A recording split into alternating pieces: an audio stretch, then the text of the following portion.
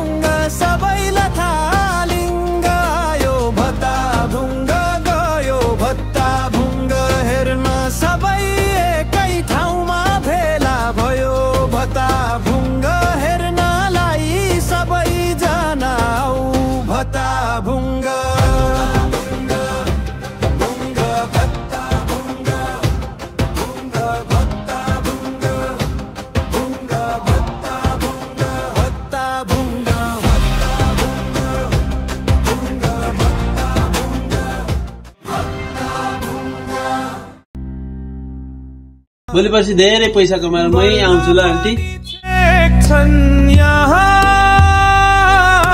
पढ्न पनि रोक्छन् अभागीका भागमा।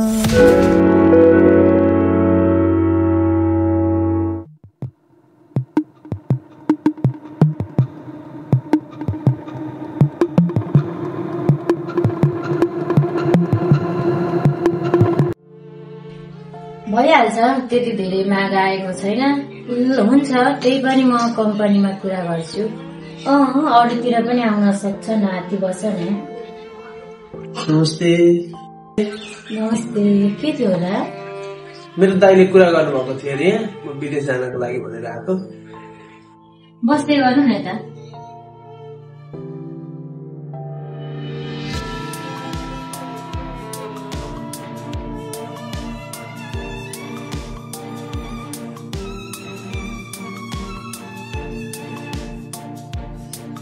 सुन्नु त, तपाईँलाई को दाइले पठाउनु भयो? दाइको नाम ज्ञानी दा।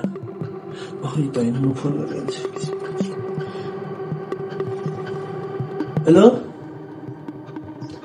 म मेन पावरमा आएको थिएँ।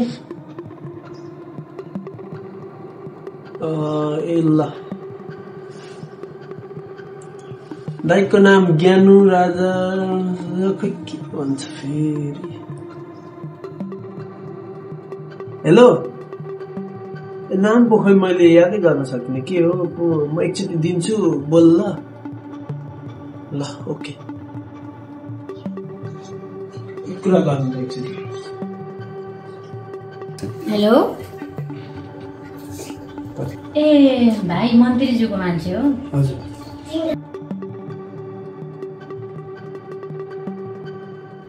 हेर्नु, मन्त्रीले भनेकै भरमा हामीले विदेश पठाउन चाहिँ मिल्दैन।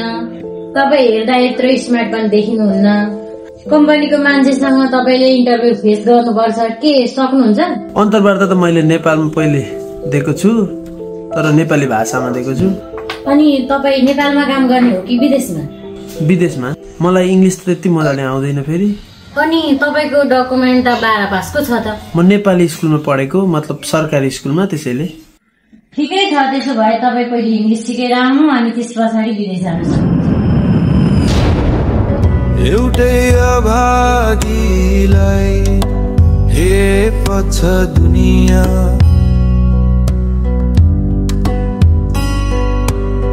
चारैतिरबाट यो गरिबलाई रोक्छ दुनिया।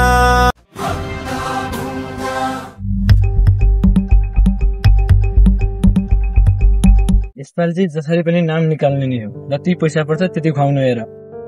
हुन्छ दाइ, म पनि त्यही हुन्छ ल। ओ दाजु,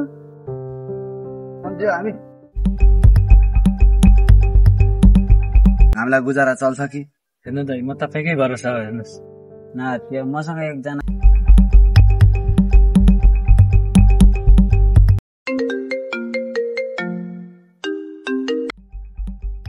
हेलो दाइ, क्वार्टरमा हुनुहुन्छ कि कहाँ हुनुहुन्छ तपाईँ? एकछिन भेटौँ न हामी।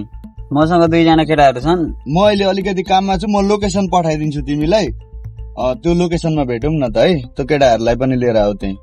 हुन्छ दाइ, ओके ओके।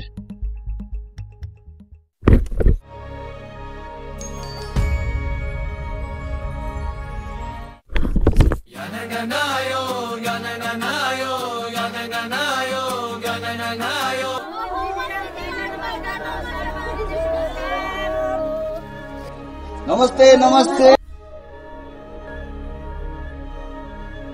अनि के छ त तपाईहरुको खबर? ठिकै छ। ठिकै छ।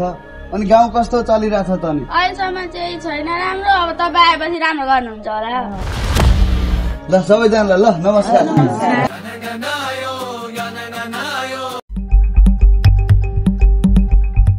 नमस्कार मन्त्रीज्यू।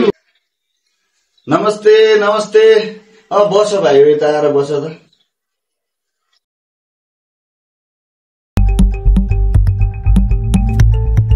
भाइहरू कति कामले आयो त तिमीहरू? हेलो। 5 मिनट पछाडि फोन गर्छु ल तिमीलाई। के भन्दै थियो? दाइ भाइहरू चाहिँ नेपालमै बसेर केही।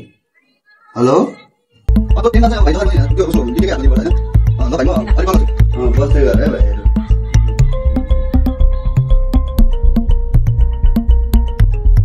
लु भन त तिमीहरूको कुरा के हो? अनि कति कति पढेको छ भाइहरूले? ब्याचलर कम्प्लिट गरियो, लोकसेवा पढ्यो, तर नाम निकाल्न सकिएन हो। सबै साथीहरूले नाम निकाल्ने, घर ठड्याइसके। म त बिजोगमा परेँ हौ, तपाईँकै रासमा आएको छ। हेर भाइ हो, नाम निकाल्ने भनेको हाम्रो हातमा हुँदैन होइन। तिमीहरूले आफै मेहनत गरेर नाम निकाल्नुपर्छ। त्यसमा चाहिँ मैले केही गर्न सक्दिनँ। मेहनत त धेरै गरियो, हेर्नुहोस् यसो गर्दा पो हुन्छ कि अलिकति। मसित चाहिँ घुस चल्दैन है। तिमीहरूले मेहनत गर्नुपर्छ, घुसबाट केही हुनेवाला छैन। मेहनत त गर्नै पर्ने पनि गाह्रो छ, गर्नै पर्यो मेहनत। यसो गर्दा त हुन्छ नि।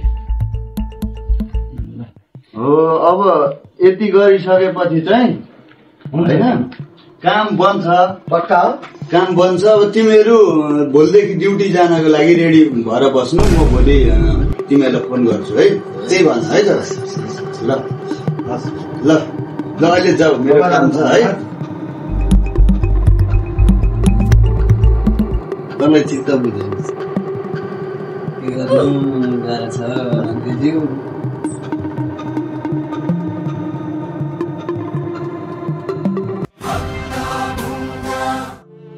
बिचारा त्यो भाइ निकै मेहनती थियो, इन्टरभ्यू दियो कि दिएन यसो फोन पो गरेर बुझ्नु पर्यो। इङ्ग्लिस पनि आउँदैन भन्छ, के गरौँ।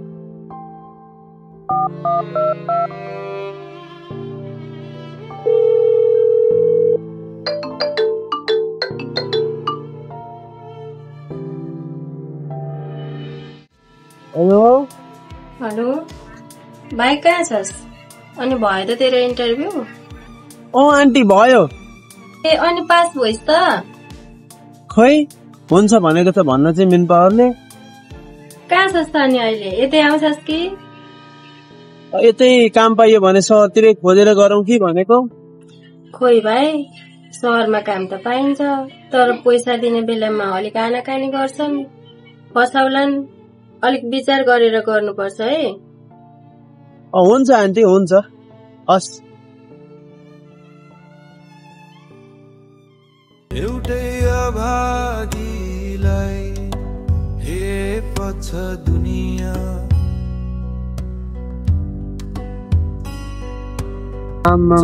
कति ठुला घरहरू। यो गरिबलाई रोक्छ दुनियाँ।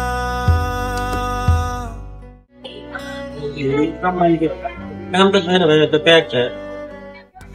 बढ्न पनि छेक्छन् यहाँ, पढ्न पनि रोक्छन्। अभागीका भागमा सधैँ दुःख रोप्छन्। अभागीका भागमा सधैँ दुःख रोप्छन्।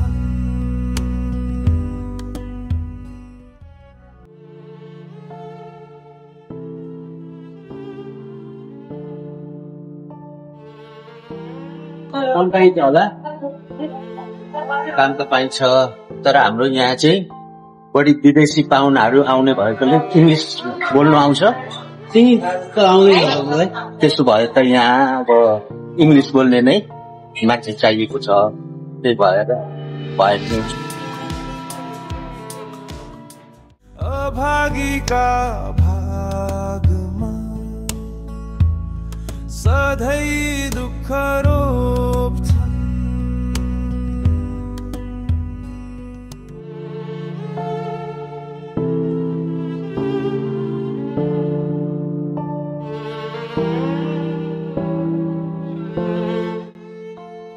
Hello, Mom.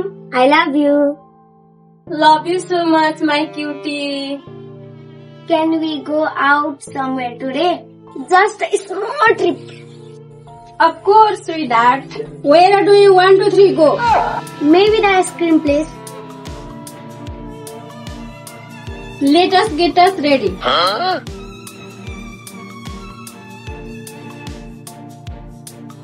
ये दवाई लगाए ना?